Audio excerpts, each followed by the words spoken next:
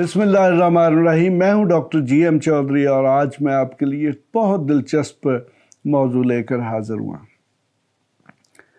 जनाब, ये बड़ा अनोखा मौजू है और ये मौजू भी हमारे पॉलिटिकल और आइनी सिस्टम से मुतल्लिक़ है। चूँकि मेरा सब्जेक्ट जो है मेनली वो आइन है, पॉलिटिकल साइंस है या फिर कानून है। तो जनाब, मैं आज आपको ये बताऊंगा कि दुनिया में वज़ीर आज़म कैसे बनते हैं और पाकिस्तान में वज़ीर आज़म कैसे बनते हैं। बल्कि मैं ये कहूँगा कि पाकिस्तान में वज़ीर आज़म रखे जाते हैं, बनते नहीं हैं।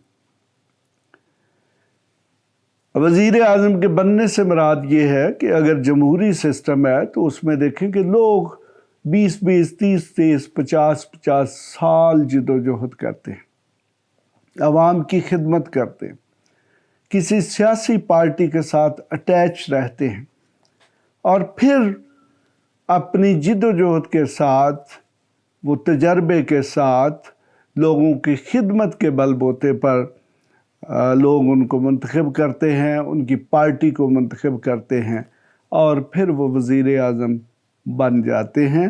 और फिर जो भी उनका एजेंडा होता है, जो भी उनका मंशूर यानी कि मैनिफेस्टो होता है, उसमें जो मकासद दिए होते हैं वो हासिल करने की कोशिश करते हैं। लेकिन जनाब, पाकिस्तान में सूरत हाल ऐसी नहीं है। पाकिस्तान में वज़ीर आज़म सियासी जिद्दोजहद से नहीं बनते जनाब। पाकिस्तान में वज़ीर आज़म या वज़ीर आला मनूवरिंग से बनते हैं, जोड़ तोड़ से बनते हैं, बल्कि रखे जाते हैं। हमारे यहाँ ये कहा जाता है कि कुछ इदारे हैं जिनको एस्टैब्लिशमेंट का नाम अक्सर हमारा मीडिया देता है। तो कहते हैं जी कि ये उन्होंने अपने ज़िम्मे काम लिया हुआ है कि किस शख्स को वज़ीर आज़म बनाना है, किस शख्स को वज़ीर बनाना है, किस शख्स को वज़ीर आला बनाना है, या किस शख्स को गवर्नर बनाना है, या किस शख्स को सदर बनाना है। तो बहरहाल जनाब, ये बड़ी एक दिलचस्प सूरत हाल है और सोचने के काबिल है।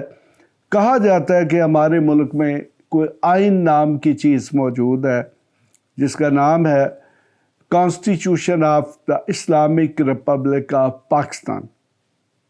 आजकल चूँकि 1973 का आइन है, इसलिए आम तौर पर इसको ये कह दिया जाता है कि दस्तूर पाकिस्तान 1973 उर्दू ज़ुबान में। दस्तूर यकीनन एक ऐसा सुप्रीम कानून होता है जिसमें रियासत के जो बुनियादी अमूर हैं उनको तय किया जाता है। बुनियादी अमूर में जनाब रियासत के 3 आर्गन्स होते हैं, यानी कि उसमें नंबर 1 पे पार्लियामेंट होती है, नंबर 2 पे जो है वो एग्जीक्यूटिव होती है और नंबर 3 पे अदालत जुडिशरी होती है। अगर मैं आपको उर्दू में बताऊं तो नंबर 1 पर मकन्ना यानी कि कानून साज अदारा, वो ये तय करता है कि मुल्क का निज़ाम क्या होगा और वो कानून के ज़रिए तय करता है। नंबर 2 पर एग्जीक्यूटिव होती है जिसके ज़िम्मे ये होता है कि वह कानून का नफाज करे। नंबर 3 पर जो अदारा है वो जुडिशरी यानी कि अदलिया होती है। अगर अवाम के दरमियान और एग्जीक्यूटिव के दरमियान पार्लियामेंट के बनाए हुए या मकन्ना के बनाए हुए किसी कानून पर किसी किस्म का झगड़ा पैदा हो जाए तो फिर उसको अदालतों में ले जाया जाता है। और जो वेस्टर्न मालिक हैं या जो तरक्की याफ्ता मालिक हैं उनमें अदालतों से ये मुराद है कि वो बिल्कुल इम्पार्शल और गैर जानबदार जजों पर मुश्तमिल होती हैं। लेकिन जनाब, पाकिस्तान में शायद ऐसे नहीं है, क्योंकि अक्सर जब कभी कोई अदालत किसी मामले पर बैठी होती है, उसके सामने मौजूद होता है, तो लोग पहले से ही पेशगोई करना शुरू कर देते हैं कि जी इस मामले का ये फ़ैसला आएगा। बहरहाल जी, मैं तो आज तक ऐसी जादूगरी को समझ नहीं सका, तो अक्सर देखने में यही आया है कि उसी किस्म का ही फ़ैसला आ जाता है जिस किस्म का लोग कह रहे होते हैं। तो फिर जनाब, हमारे मुल्क में उसी किस्म का ही वज़ीर आज़म भी आ जाता है जिस किस्म का हमारी एस्टैब्लिशमेंट वज़ीर आज़म रखना चाहती है। अब अगर आप 9 मई के बाद होने वाले वाक़यात को देखें तो बड़ी दिलचस्प तब्दीलियाँ। बहुत सारे लोगों के ज़मीर जाग गए हैं, बहुत सारे लोगों के जो सियासी नज़रियात हैं वो दोबारा से ताज़ा हो गए हैं, और हमारे अखबारात में और मीडिया में इस किस्म के भी बयान आए कि जो बहुत सारे लोग थे वो डेपुटेशन पर आए हुए थे, यानी कि उनकी जो खिदमात हैं वो उधारी ली गई थी, लोन बेसिस पर बारो की गई थी, और अब चूँकि उनकी मुद्दत ख़त्म हो चुकी है तो लिहाजा वो जहाँ से आए थे वहाँ पर वापस जा रहे हैं। बहरहाल ये कुछ भी है, कम अज़ कम ये अवामी नुक्ता नज़र से तो मुफीद नहीं है, वोटर के नुक्ता नज़र से मुफीद नहीं है। अब मुझे नहीं पता कि ये सब कुछ जो कुछ हो रहा है इसे हमारे अवाम किस नुक्ता नज़र से देख रहे हैं। क्या हमारे अवाम की आंखें भी खुली हैं या नहीं? यानी कि एक चीज़ जिसे आप बड़ी खूब, मैं तो चूँकि तारीख़ का स्टूडेंट हूँ, मैं तो आपको 1947 से लेकर आज तक बता सकता हूँ कि किस तरह लोगों को प्लांट किया गया सियासत में, उनको वज़ीर बनाया गया, उनको वज़ीर आज़म बनाया गया और उनको बहुत बड़े बड़े ओहदे दिए गए। फिर जब तक वो इस्तेमाल हुए उनको इस्तेमाल किया गया और फिर उनको हटा दिया गया। तो मेरे लिए ये कोई नई सूरत हाल नहीं है, मेरे लिए सिर्फ ये इस हवाले से नई सूरत हाल है कि अब हमारा जो मुल्क है वो तकरीबन अपने 75 साल पूरे कर चुका है, यानी कि एक पौनी सदी। हमारा जो मौजूदा आइन है वो भी अपनी आधी सदी यानी कि 50 साल मुकम्मल कर चुका है।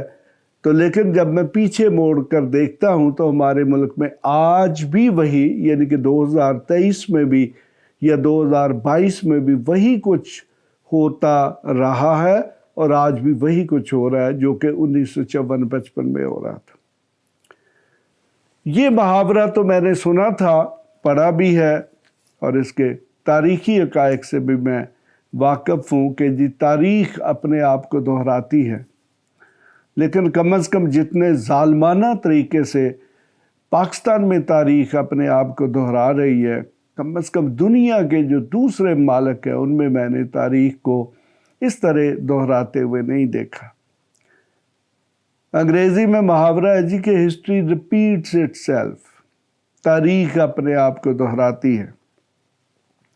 तो जनाब हमारे मुल्क में जो आज तारीख़ दोहराई जा रही है वो वही तारीख़ है कि जो हमारे मुल्क में जो पावर ब्रोकर्स हैं, जो पावरफुल सर्कल हैं, जिनके पास इस मुल्क का एक्चुअल या हकीकी इक़्तिदार मौजूद है, तो वो जनाब आज भी वज़ीर आज़म बनाते नहीं हैं, वज़ीर आज़म रखते हैं।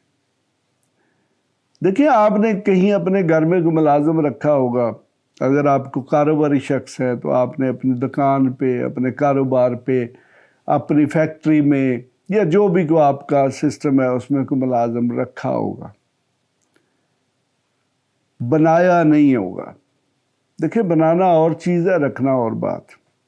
रखना क्या है, आप अखबार में इश्तहार देते हैं, लोग आपके सामने दरख्वास्तें देते हैं जी कि मैं बहुत सूटेबल शख्स हूँ, और फिर आप उनमें से जो आपको मुनासिब मालूम होता है आप उसको सिलेक्ट करके अपने कारोबार में मुलाजिम रख लेते हैं।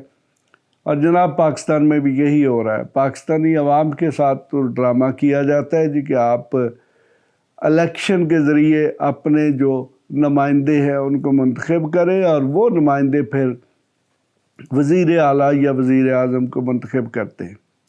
तो जनाब पाकिस्तान में शायद प्रैक्टिकली हकीकी तौर पर ऐसे नहीं हो रहा। इलेक्शन ज़रूर होते हैं जिनमें मुल्क की जो मेजॉरिटी यानी कि टोटल नंबर ऑफ़ वोटर्स जो हैं वो कभी भी वोट नहीं डालते। तो अगर उनने कभी डाले हैं, यानी कि कभी हमारे मुल्क में 50% से जो परसेंटेज है وہ کاسٹ ووٹوں کی بڑی ہے تو ایون دین اس میں جو جیتنے والا شخص ہوتا ہے اس نے کبھی 20-25% سے زیادہ ووٹ نہیں لیے۔ تو اس طرح ہمارے چاہے کوئی کاؤنسلر ہے، چاہے کوئی ہمارا ایم پی اے ہے، چاہے کوئی ہمارا ایم این اے ہے، تو کبھی بھی وہ میجارٹی کا یعنی کہ اکثریت کا نمائندہ نہیں رہا ہے۔ تو پھر جناب سونے پہ سہاگا یہ ہے کہ ہمارے ملک میں جو بھی کوئی چیف منسٹر بنتا ہے یعنی کہ وزیر اعلیٰ بنتا ہے، وزیر اعظم بنتا ہے، یا پھر کوئی وزیر بنتا ہے، یا کوئی مشیر بنتا ہے، یا کوئی معاون خصوصی بنتا ہے، کوئی صدر بنتا ہے اور یا کوئی گورنر بنتا ہے، تو جناب وہ بھی عوام کا نمائندہ نہیں ہوتا۔ جو مقتدر اعلیٰ طاقتیں ہیں یا جو شخص جو ادارے یہ سمجھتے ہیں کہ وہ اتنے طاقتور ہیں، وہ جناب اپنی مرضی کا وزیر اعظم رکھتے ہیں اور جسے جناب ہم تسلیم کرتے ہیں، پھر جناب ہم خوشیاں مناتے ہیں کہ جناب ہمارے ملک میں جمہوریت ہے، ہمارا ایک وزیر اعظم ہے اور ہمارا ایک صدر۔ اور پھر ایک صبح آتی ہے کہ وہ جو ہمارا پسندیدہ صدر یا وزیر اعظم ہے اسے 1 منٹ میں وہ جو نوکری ہوتی ہے اس سے چھٹی دے دی جاتی ہے جی کہ اب آپ کا کام ختم ہو گیا ہے، اب آپ جائیں اور کوئی اور کام کریں۔ تو یہ جناب ہمارے ملک کی جمہوریت ہے، یہ ہمارے ملک میں جناب وزارتوں کی، یہ ہمارے ملک میں وزرائے اعلیٰ کی، یا ہمارے ملک میں وزیر اعظم کی تاریخ۔ جناب آپ بھی سسٹم کو غور سے دیکھیں، میں تو یہ سارے کے سارا ایک پولیٹیکل تھیوری یا لیگل یا آئینی نقطہ نظر سے باتیں کر رہا ہوں، تو آپ بھی دیکھیں کہ کیا میں یہ سچ کہہ رہا ہوں یا غلط کہہ رہا ہوں۔ تو پھر یقیناً آپ کو اندازہ ہو گیا ہوگا کہ وہ کہتے ہیں جی کہ پاکستان میں ایک اقتدار یا کسی بھی ریاست کے متعلق کہا جاتا ہے جی کہ ایک اقتدار اعلیٰ ہوتا ہے۔ تو پاکستان میں بھی جناب اقتدار اعلیٰ موجود ہے، تو اب آپ یہ خود طے کر لیں کہ وہ اقتدار اعلیٰ کہاں پہ موجود ہے۔ تو یقیناً جناب جو بھی کوئی مقتدر اعلیٰ ہوگا وہی اس کے نیچے جو چھوٹے چھوٹے حکمران ہیں ان کو مقرر کرے۔